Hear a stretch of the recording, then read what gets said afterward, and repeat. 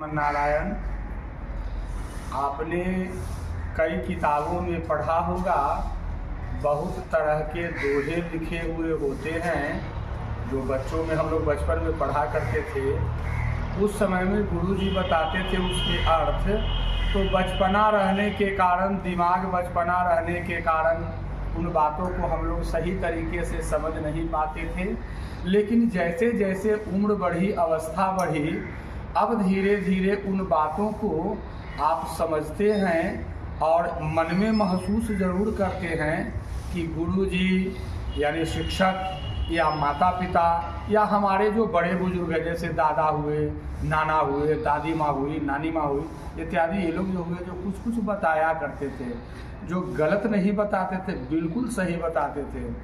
उन्हीं में से एक श्लोक है, अपनी पहुँच विचार के, ध्यान देना है, अपनी पहुँच विचार के कर्तव्य करिए दौड़, ते पाँव पसारिए जेते लंबी सौर। इसका मतलब यह हुआ कि आप अपने पहुँच के अनुसार, यानी जितना आपको भगवान ने दिया है, बनाया है, धन दौलत संपदा आदि जो भी है, उसके हिसाब से आप कर्तव्य को कीजिए।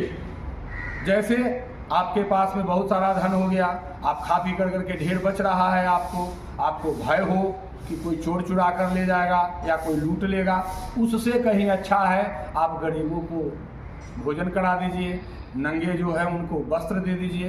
तो ये हुआ अपनी पहुँच, यानी मैं उतना लायक हूँ, तो उस हिसाब से कर्तव्य करिए दौड़ दौड़ कर उस तरह के कर्तव्य को कीजिए यदि आपके पास में है तो। फिर उसके बाद क्या कहा है, तेते पाँव पसारिए जेते लंबी सौर। सौर यानी चादर। फिर यह भी कह रहा है कवि कि पाँव यानी पैर उतना ही भर फैलाइए जितनी लंबी आपकी चादर है। कहने का मतलब यह हुआ कि अगर छोटी चादर है और पैर को फैलाएंगे तो पैर उघाड़ होगा, अगर पैर ढकेंगे तो सिर उघाड़ होगा, फिर अगर सिर को ढकेंगे तो पैर उघाड़ होगा। यानी कुल मिलाकर बात इतनी हो गई बंधुवर कि आपके पास जितना भर है उसी के हिसाब से आप धर्म कीजिए, कर्म कीजिए, पूजा कीजिए, व्रत कीजिए, त्यौहार कीजिए।